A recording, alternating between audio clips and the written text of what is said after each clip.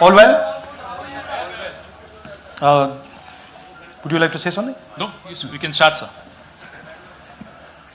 So, first of all, this is not the H-bomb. H-bomb is coming. This is another milestone in setting up and demonstrating to the youth of this country how elections are being rigged.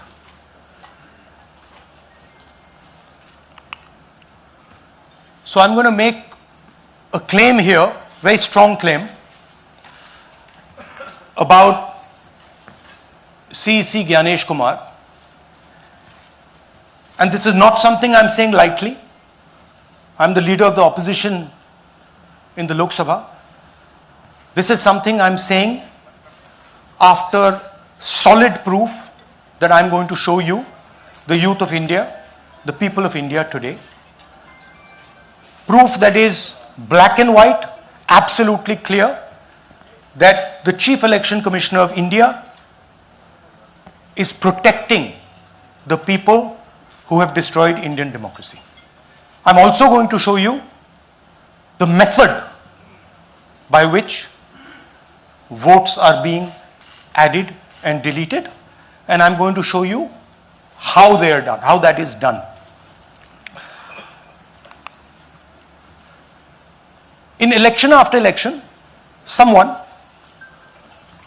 some force, some group of people has been systematically targeting millions of voters for deletion across India. This is something that we've heard again and again and again. Different communities, mainly communities that are voting for the opposition, Dalits, Adivasis, minorities, OBCs, are specifically targeted. We had heard this many times, and now we found 100% proof of it. Please understand, I am not going to say anything on this stage that is not backed up by 100% proof. I am somebody who loves my country. I love my constitution. I love the democratic process, and I am protecting that process. And so I'm not going to say anything here that is not going to be based on 100% proof that you can determine. The burden of the judgment is yours. I am going to lay the proof in front of you. You will see it and say, actually, this is pretty solid proof. Aland is constituency in Karnataka. 6,018 votes.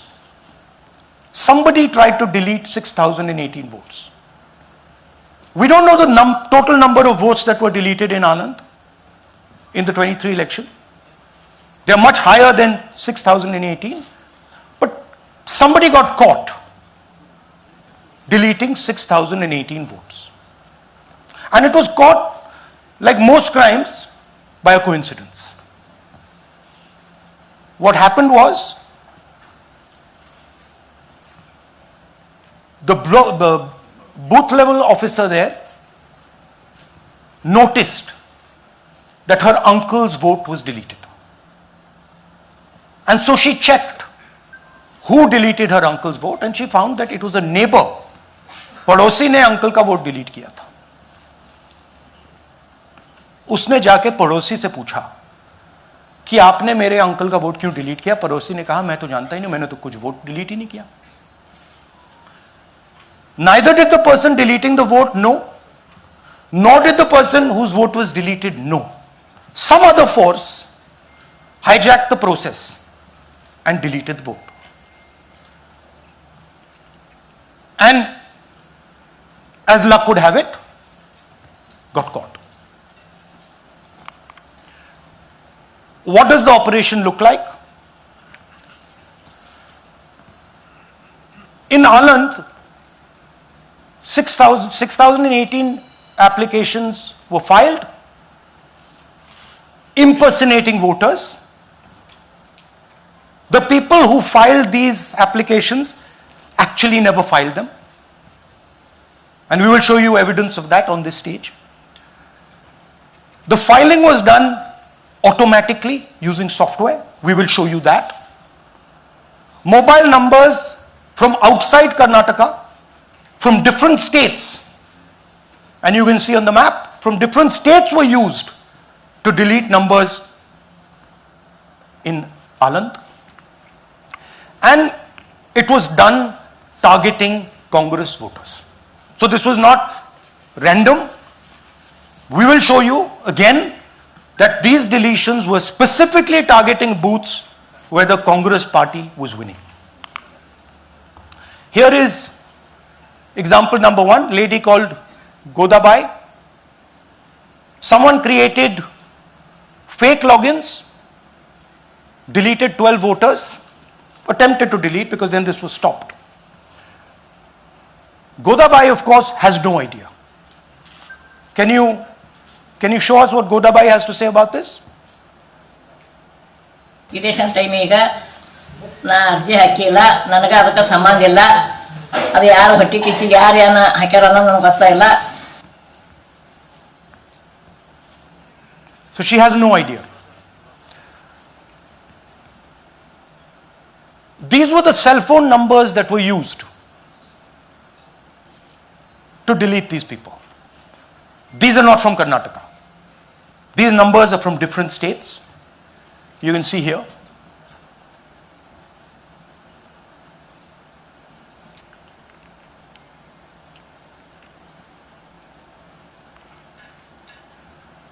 So the question is,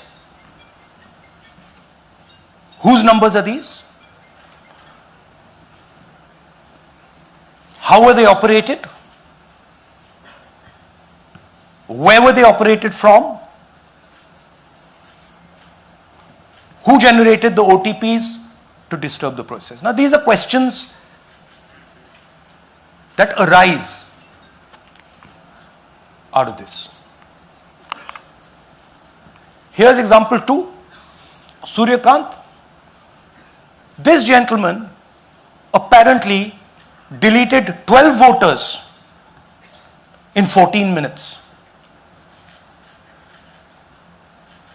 He filled 12 deletion forms in 14 minutes. I'd like you to meet him. He's here. That's one of the people. That's one. Namaskar bhi aiye. Babita Chaudhary is one of the votes that he is supposed to have deleted. Aiye bhaiya. He is supposed to have deleted. This is the gentleman. ये इनका vote delete किया जा रहा था. ये कर रहे थे. इनसे आप पूछिए. बताइए. That's our candidate. हाँ. कन्नड़ा में बोलिए. ನನ್ನ ಹೆಸರು ಸೂರ್ಯಕಾಂತ್ ಗೋವಿನ. ನಾನು ಸರ್ಸಂಬ ಗ್ರಾಮದಲ್ಲಿ ಇದ್ದೆ. ನನಗೆ ನಾಲೆಜ್ ಕೇಳದೆ ನನ್ನ ಹೆಸರು ಮೇಲೆ 9 ಜನರ ಲಿಸ್ಟನ್ನು ಡಿಲೀಟ್ ಮಾಡಿದ್ದಾರೆ. ಅದು ಯಾಕಂತ ಇವರು ನನಗೆ ಬಂದು ಕೇಳಿದರು, ನಮ್ಮ ಹೆಸರು ನೀವು ಯಾಕೆ ಡಿಲೀಟ್ ಮಾಡಿದ್ರಿ ಅಂತ. ಅದಕ್ಕೆ ನಾನು ನಮ್ಮ ಸಾಹೇಬ್ರಿಗೆ ಹೇಳಿದೆ, ನಾನು ಡಿಲೀಟ್ ಯಾರಿಗೂ ಮಾಡಿಲ್ಲ, ಅಪ್ಲಿಕೇಶನ್ ಕೊಟ್ಟಿಲ್ಲ, ಆದರೂ ಡಿಲೀಟ್ ಆಗ್ಯದ, ಅದು ನೋಡ್ರಿ ಅಂತ. ಹಾಗಾಗಿ ತಹಶೀಲ್ದಾರ್ಗೆ ಹೋಗಿ ಕಂಪ್ಲೇಂಟ್ ಕೊಟ್ವಿ. ಮತ್ತು ಕಮಿಷನರ್ ಇದು ನಮ್ಮ ಜಿಲ್ಲಾ ಎಲೆಕ್ಷನ್ ಒಂದು ಇದಕ್ಕೆ ಕಂಪ್ಲೇಂಟ್ ಕೊಟ್ವಿ. ನನ್ನ ಹೆಸರು ಮೇಲೆ 12 ಜನರದು ಡಿಲೀಟ್ ಮಾಡಿದ್ದು ನಿಜ ಇರ್ತದೆ. थोड़ा ट्रांसलेट कर लीजिए. मेरे नाम पे 12 लोगों का नाम डिलीट किया गया है. हालांकि मुझे मालूम नहीं, मैं कभी किसी को मैसेज भेजा भी नहीं, मैं बुलाया भी नहीं. ये बबीता आके पूछने से पता चला कि मैंने मेरे फ़ोन से ऐसा मैसेज दिया, लेकिन असल में मैंने किसी को भी मैसेज नहीं किया. आप कुछ कहेंगे? नहीं? ठीक है. Thank you. Thank you.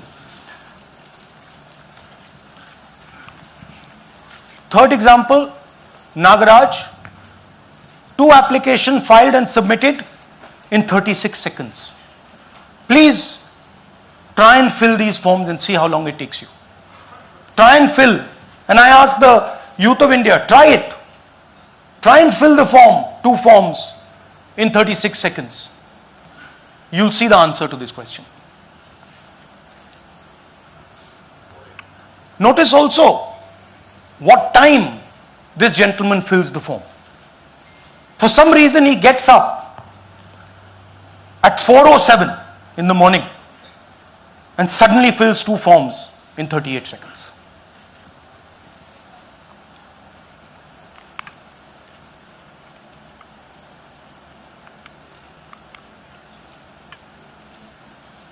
Now let's talk about how this is being done and why I'm saying and we are saying that this is being done in a centralized manner, and this is being done not using individuals but using software. Look at the serial numbers. Serial number 1, serial number 1, serial number 1, serial number 1. Serial number 1 means that this is the first person whose name, this is the first name in the booth. So a software is picking up the first name in the booth and using it to delete voters. So someone ran an automated program that ensured the first voter of the booth was the applicant. That same person got cell phones from outside the state, used them to file the applications. And we are pretty certain that this was done in a centralized manner and it was done at scale. This was not done in a, at a worker level. This was done at a call center level. Okay? Targeted deletions in strong Congress booths. The top 10 booths with maximum deletions are Congress strongholds. Congress won 8 other 10 booths in 2018. This was not a coincidence. This is a planned operation. Now, let's come to why I'm making such a direct accusation about this gentleman, Gyanesh Kumar. There is an ongoing investigation on this matter in Karnataka. The CID of Karnataka has sent 18 letters in 18 months.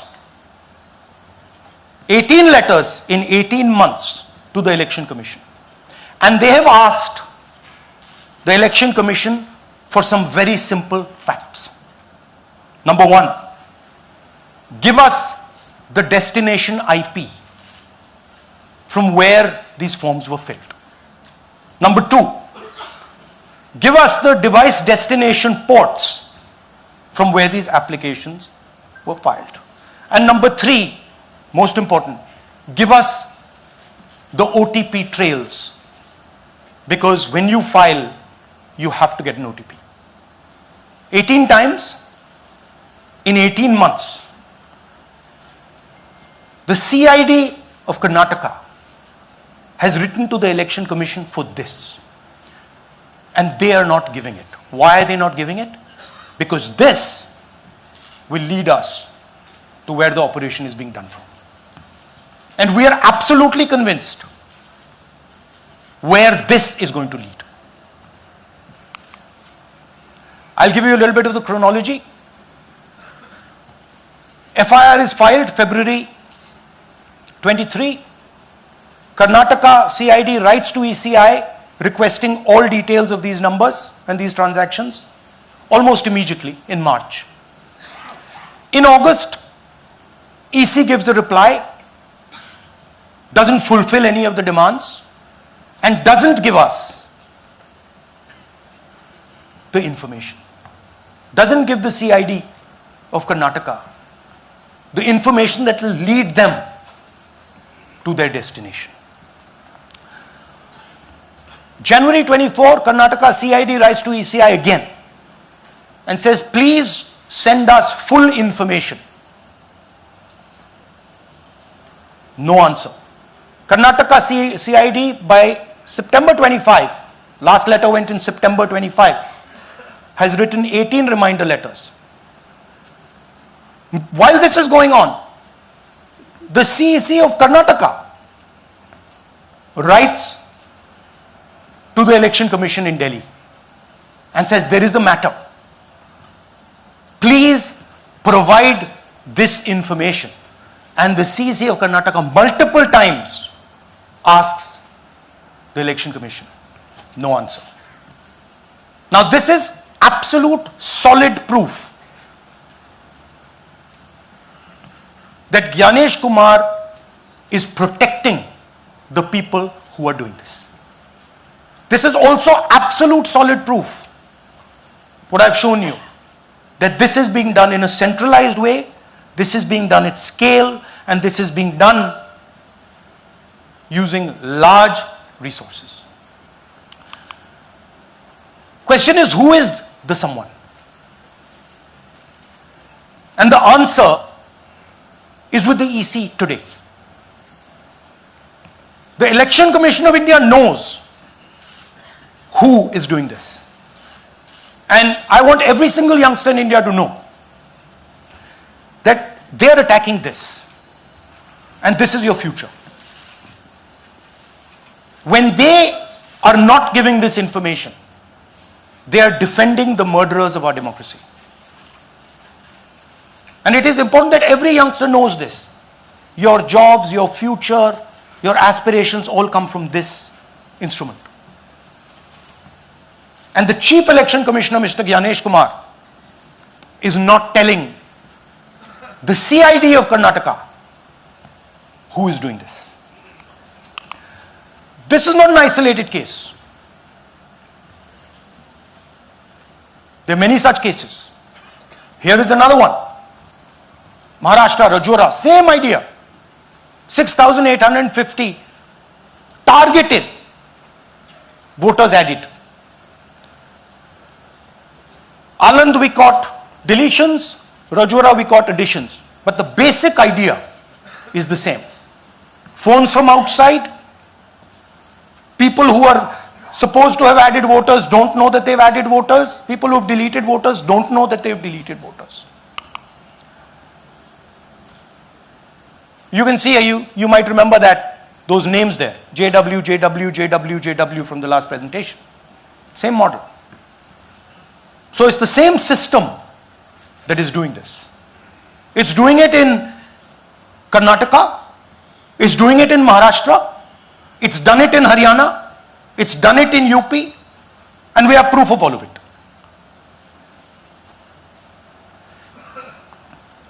Names are being filled. Addresses, the address is Sasti, Sasti, Sasti, Sasti. Name is UQ, JJW.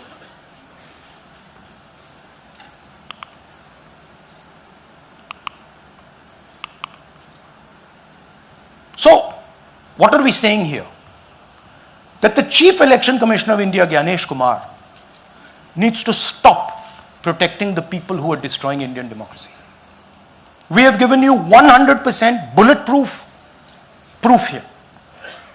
It cannot be doubted. You have seen it with your own eyes. Right? EC has to release this data of these phones, these OTPs, within a week. Otherwise, we will know for sure that Gyanesh Kumar is protecting the people who are destroying and attacking the constitution. Thank you. धन्यवाद पीठ हिंदी में बोले? हिंदी का नहीं, reverse कर दीजिए, पूरा हिंदी में बोल देता हूं, पूरा हिंदी में। देखिए, ये एच बॉम्ब तो नहीं है, एच बॉम्ब आ रहा है, हाइड्रोजन बॉम्ब आ रहा है। ये एक और उदाहरण है वोट चोरी का। पिछली बार मैंने आपको एडिशंस के बारे में बताया था, ये हम आपको डिलीशंस के बारे में दिखा रहे हैं, और सबूत के साथ हम आपको दिखाएंगे कि ये जो डिलीशंस हुए हैं ये सेंट्रलाइज तरीके से कॉल सेंटर के प्रयोग करके, सॉफ्टवेयर के प्रयोग करके किए गए हैं।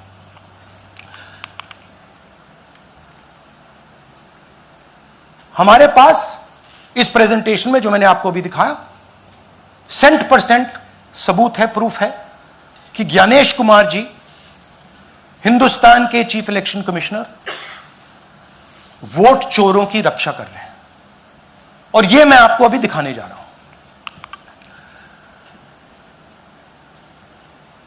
हर इलेक्शन में हमें रिपोर्ट आती थी कि वोटर्स डिलीट हो रहे हैं, कांग्रेस वोटर्स डिलीट हो रहे हैं, ऑपोजिशन के वोटर्स डिलीट हो रहे हैं, दलित वोटर्स डिलीट हो रहे हैं, आदिवासी हो रहे हैं, माइनॉरिटी वोटर्स डिलीट हो रहे हैं, ओबीसी वोटर्स डिलीट हो रहे हैं। मगर जब डिलीट होते हैं ऑपोजिशन के ही होते हैं। कर्नाटक में आलंद कंस्टिट्यूएंसी है, यहां पे चोरी पकड़ ली, कोइंसिडेंस से पकड़ी। वहां की जो बीएलओ थी उसने देखा कि उसके रिश्तेदार को डिलीट कर दिया गया था। जैसे चोरी पकड़ी जाती है, कोई छोटी सी गलती हो जाती है, हाथ आ जाती है। अलंद में 6018 वोटर्स डिलीट हुए, उसमें से इनकी रिश्तेदार थे। उन्होंने पता लगाया कि मेरे रिश्तेदार को डिलीट किसने किया। पता लगा कि पड़ोसी ने रिश्तेदार को डिलीट किया। बीएलओ ने जाके पड़ोसी से पूछा कि भाई आपने मेरे रिश्तेदार को क्यों डिलीट किया? पड़ोसी ने कहा मैंने तो नहीं किया। बीएलओ सस्पिशियस हो गई, शक पड़ा, उसने प्रोसेस चालू कर दी।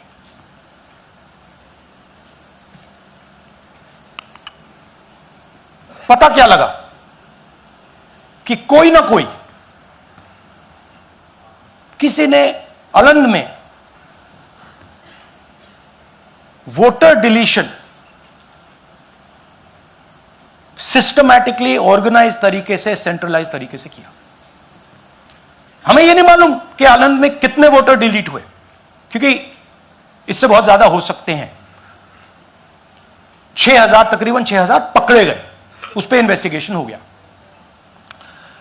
क्या पता लगा कि फाइलिंग ऑटोमेटिकली ऑनलाइन हो रही है। मोबाइल नंबर्स कर्नाटक के नहीं यूज हो रहे, मोबाइल नंबर्स दूसरी स्टेट्स के यूज हो रहे हैं। इनफैक्ट कर्नाटक के नंबर थे ही नहीं उसमें।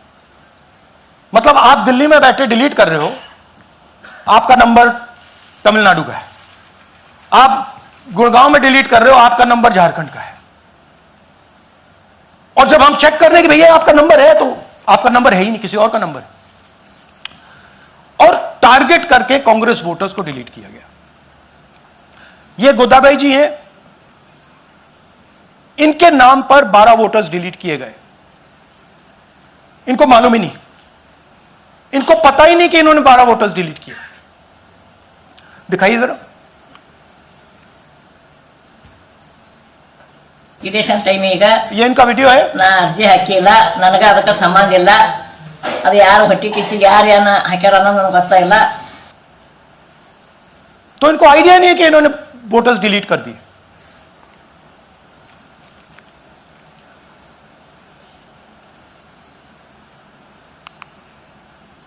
ये सारे के सारे जो नंबर्स हैं, ये कर्नाटक के नंबर्स नहीं है, ये अलग अलग स्टेट्स के नंबर्स हैं।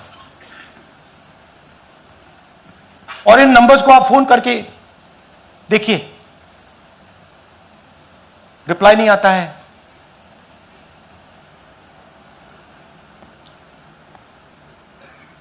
तो सवाल यह है कि किसके नंबर्स हैं, ये किसने ऑपरेट किए, जब इन्होंने ऑपरेट किए ये कहां थे,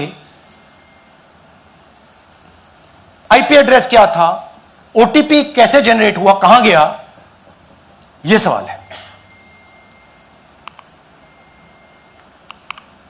यह दूसरा उदाहरण, सूर्यकांत जी जो अभी स्टेज पे आए थे, इन्होंने 12 वोटर्स को 14 मिनट में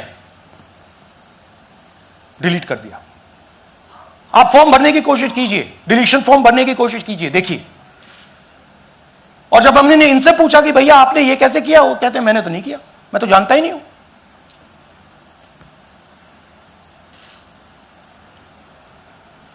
बबीता चौधरी जी का इन्होंने एक नाम डिलीट किया, यहां खड़ी हैं बबीता जी, यहां हैं, सूर्यकांत जी यहां हैं, आ जाइए जरा स्टेज पे, एक सेकंड आ जाइए, ये दोनों खड़े हैं यहां पे, सूर्यकांत जी, बबीता जी। इनको मालूम ही नहीं कि इन्होंने डिलीट किया। Thank you. नागराज जी, इन्होंने 2 एप्लीकेशन 36 सेकंड में फाइल कर दी है। और मजे की बात देखिए, ये 4 बजे सुबह उठ के फाइल कर रहे हैं। पता नहीं क्या हुआ, 4 बजे सुबह कहा कि भैया मैं 2 वोटर को डिलीट करूंगा, और कितने 36 सेकंड में डिलीट कर दिए, फिर सो गए।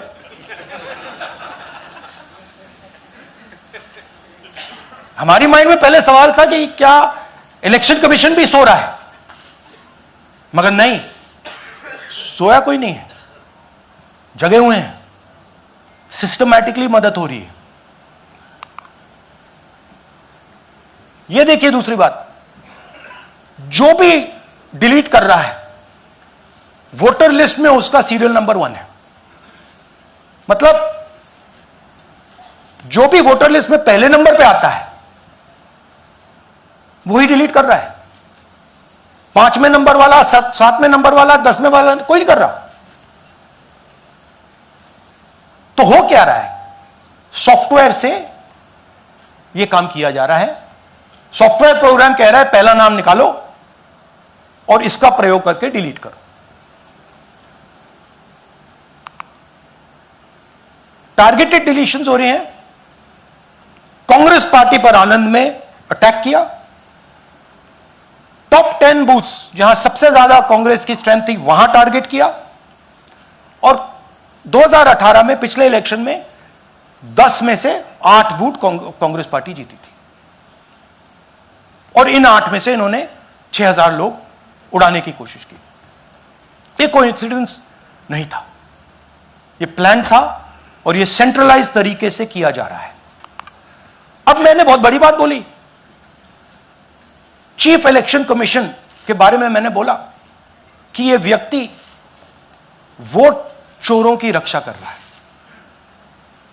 जो भी मैं यहां बोल रहा हूं 100% प्रूफ के साथ, सबूत के साथ बोल रहा हूं, और मैं अभी आपको दिखाना चाहता हूं कि मैं यह शब्द क्यों बोल रहा हूं और किस बेसिस पे बोल रहा हूं।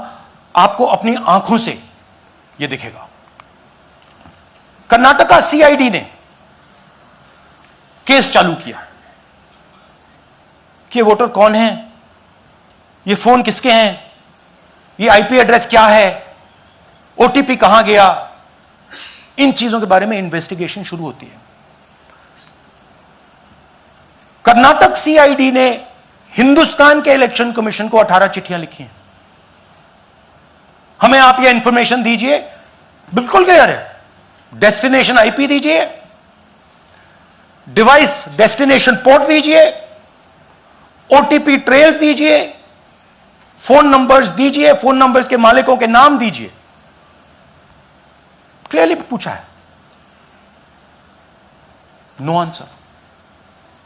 18 चिट्ठी सीआईडी कर्नाटक,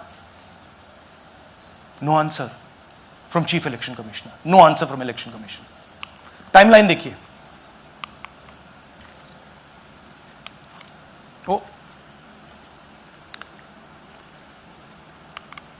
ओके, फरवरी 23 में इन्वेस्टिगेशन शुरू होती है। मार्च 23 में कर्नाटका सीआईडी चिट्ठी लिखती है ईसीआई को कि हमें सारे डिटेल्स दे दीजिए। अगस्त में इनकंप्लीट डिटेल्स दी जाती हैं, जिससे कोई इन्वेस्टिगेशन आगे नहीं बढ़ेगा। जिन चीजों की जरूरत थी वो नहीं दी, जिसकी जरूरत नहीं थी वो सारी दे दी। पहला सबूत। दूसरा सबूत, 18 बार रिमाइंडर लेटर गए हैं। आपको अगर सीआईडी एक बार लेटर भेज दे और आप नहीं गए, आप जानते हो क्या होगा। यहां पे इलेक्शन कमीशन को 18 बार लेटर गए हैं, कुछ नहीं हुआ है। बाद में क्या होता है, कर्नाटक ईसी इलेक्शन कमीशन को लिखता है, कहता है भैया हमें दे दीजिए, आपको इंफॉर्मेशन देना पड़ेगा। No reply.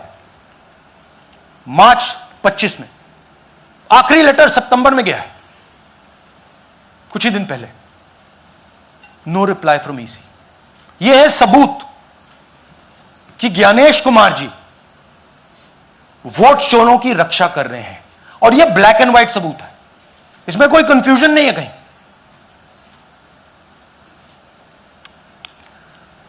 तो सवाल उठता है, ये है कौन जो सेंट्रलाइज तरीके से कॉल सेंटर के प्रयोग से, सॉफ्टवेयर से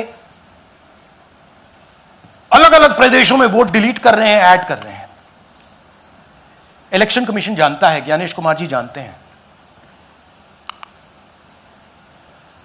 अच्छा, ये सिर्फ आनंद में नहीं हुआ, ये अलग अलग कंस्टिट्यूएंसीज में हुआ है। आनंद में लीगल प्रोसेस चालू हो गई, पकड़ लिया। यहां महाराष्ट्र में उसी मोडस ऑपरेंडी से, उसी सिस्टम से यहां पे वोट ऐड हुए हैं।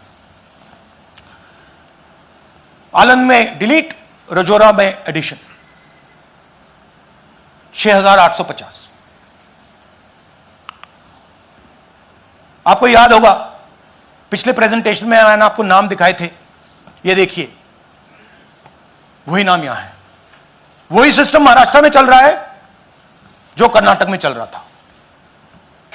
नाम वैसे ही है, JW JW JW, पता वैसा है JW JW, नाम यू ऐसे किसी ने टाइप करके लगा दिया।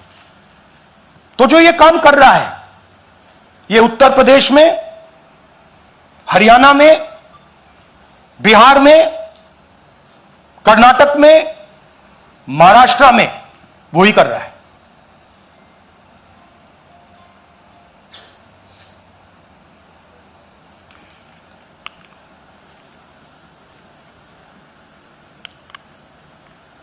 तो हमारी डिमांड है, ज्ञानेश कुमार जी, आप अपना काम कीजिए।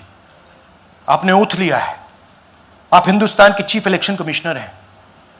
आपसे कर्नाटक की CID सबूत मांग रही है।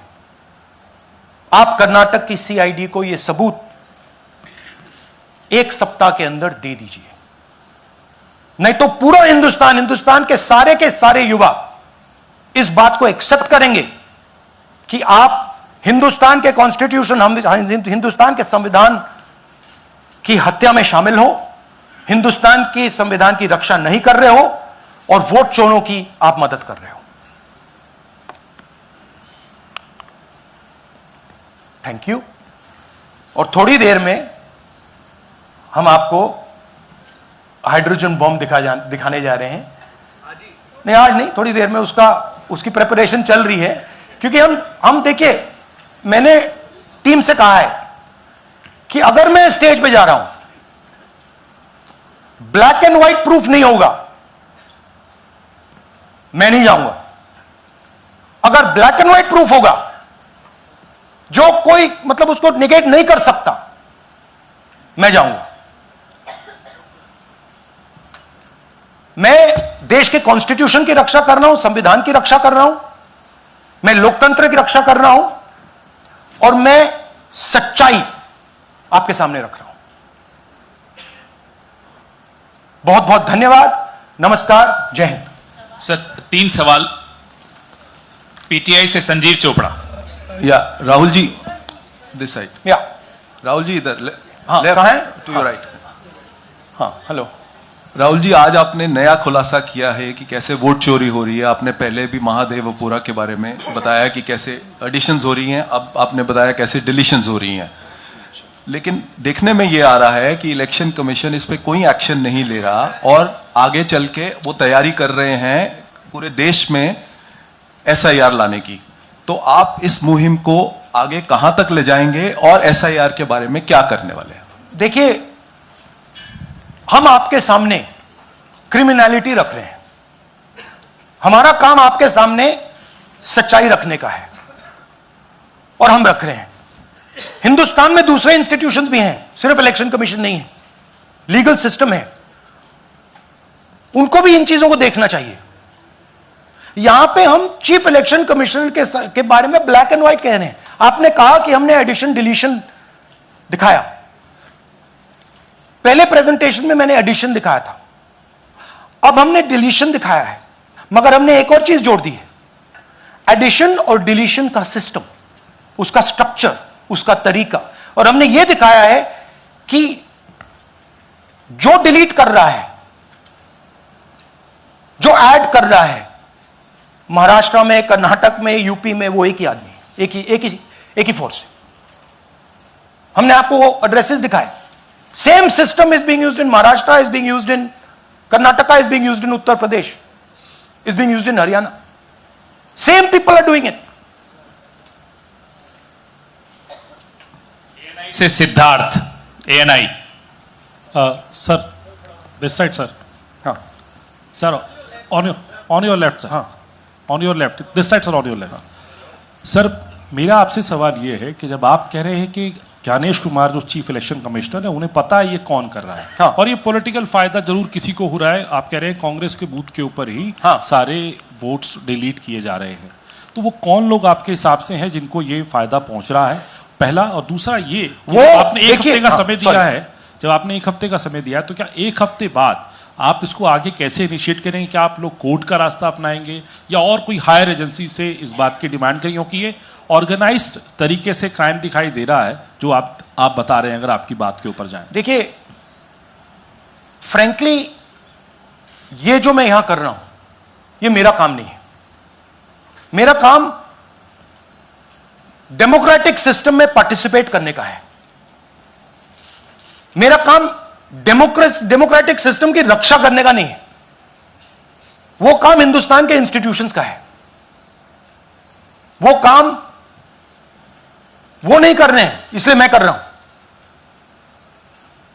अब मैं आपको यह कह सकता हूं कि हमने आपको 2 बार सबूत दिखाया है, और जब हम ये प्रेजेंटेशंस खत्म करेंगे, इसमें लगेंगे 2-3 महीने, जब हम ये खत्म करेंगे, आपके माइंड में कोई डाउट नहीं होगा कि हिंदुस्तान में state after state, Lok Sabha after Lok Sabha चोरी हो रही है। तो मेरा काम सच्चाई दिखाने का है। मैं हिंदुस्तान की जनता को, हिंदुस्तान के युवाओं को सच्चाई दिखा सकता हूं। यह मेरा काम है। उनकी जो इंटरेस्ट है, क्योंकि ये जो कॉन्स्टिट्यूशन है, ये हिंदुस्तान की जनता का रखवाला है, प्रोटेक्टर है, और मैं इसकी प्रोटेक्शन कर रहा हूं। इसकी प्रोटेक्शन करने का काम हिंदुस्तान के इंस्टीट्यूशंस का है, हिंदुस्तान के ऑपोजिशन लीडर का नहीं है, मगर इंस्टीट्यूशंस नहीं करने हैं। अच्छा, एक इंटरेस्टिंग बात आई है जो मैं आपको बताना चाहता हूं कि इलेक्शन कमीशन के अंदर से हमें मदद मिलनी शुरू हो गई है। मैं साफ बोल देता हूं, इलेक्शन कमीशन के अंदर से, पहले नहीं हो रहा था, अब इलेक्शन कमीशन के अंदर से इंफॉर्मेशन आ रही है। यह रुकेगा नहीं, यह रुक नहीं सकता है, क्योंकि हिंदुस्तान की जनता इस बात को एक्सेप्ट नहीं करेगी। एक बार हिंदुस्तान की जनता को, हिंदुस्तान के युवाओं को पता लग गया कि वोट चोरी हो रही है, उनकी शक्ति लग जाएगी। IANS से आलोक झा। इस तरह से नहीं प्लीज। IANS से आलोक झा। वो भी मैं आपको दिखा दूंगा, वो भी मैं आपको प्रूफ के साथ दिखा दूंगा, है हमारे पास। राहुल जी, हाइड्रोजन बॉम्ब में ब्लैक एंड व्हाइट है। मैं फाउंडेशन लगा रहा हूं, मैं फाउंडेशन क्रिएट कर रहा हूं, है हमारे पास। मैं स्टेज पे बिना प्रूफ के नहीं चढ़ूंगा, बता रहा हूं। राहुल जी आपने कहा ऐसे ऐसे मत पूछिए please. Last question. Rahul ji IANS से आलोक झा। राहुल जी इधर आपने कहा आपके पास आलोक झा? इधर इधर सर कहाँ हैं जी? हाँ, आपने कहा सर कि आपके पास पुख्ता सबूत है, ब्लैक एंड वाइट सबूत है, तो क्या अगर ECI अभी जवाब नहीं देती है तो कोर्ट का रुख करेंगे, ये ऑप्शन है आपके पास, जाएंगे? देखिए मैंने कहा कि मेरा काम as opposition leader normal situation में मेरा काम ऑपोजिशन का रोल है, सरकार पे प्रेशर डालने का रोल है। मेरा काम हिंदुस्तान के लोकतंत्र को बचाने का नहीं है। मैं वो काम कर रहा हूं, इस स्टेज पे मैं वो काम कर रहा हूं। तो मेरी सोच है कि as a patriotic Indian, as somebody who loves India, who loves the constitution, it is my duty to put the truth in front of the people of India. अब अगर हिंदुस्तान के इंस्टीट्यूशंस कुछ करना चाहते हैं वो करेंगे। उनमें भी बहुत लोग हैं, जैसे मैंने आपसे कहा, मैं सरप्राइज हो रहा हूं, इलेक्शन कमीशन से लोग आ रहे हैं, इंफॉर्मेशन दे रहे हैं और बढ़ रहा है वो। क्या जब तक CEC ज्ञानेश कुमार अपने पद पर है, जैसा कि आप कह रहे हैं कि वो फ्री एंड फेयर इलेक्शन होने नहीं देंगे, तो तब तक इलेक्शन का मतलब क्या रह जाएगा? क्या आप इनको हटाए जाने के लिए आएंगे, इस्तीफा देने के लिए? हाँ, तो आप इमेजिन कीजिए, और ये शॉकिंग बात ये है बस अब कि ये अभी शुरू नहीं हुआ, नो। ये 10-15 साल से चल रहा है। ये सिस्टम है, ये स्ट्रक्चर है। हिंदुस्तान की जो डेमोक्रेसी है वो हाईजैक हो गई है। I am shocked frankly. Democracy, brothers and sisters, democracy can only be saved by the people of India. Nobody else can save democracy. Rahul Gandhi can come here and say something and say this is the truth. But the people of India, who I believe in, who I love, can do it. The day the people of India realize that आपका जो लोकतंत्र है, आपका जो संविधान है, वो आपसे चोरी हो गया है, उस दिन काम हो जाएगा। Thank you. अब आप लोग अपने स्थान पर खड़े हो जाइए राष्ट्रगान के लिए। ये है इनकी डिटेल लिस्ट, देख लीजिए।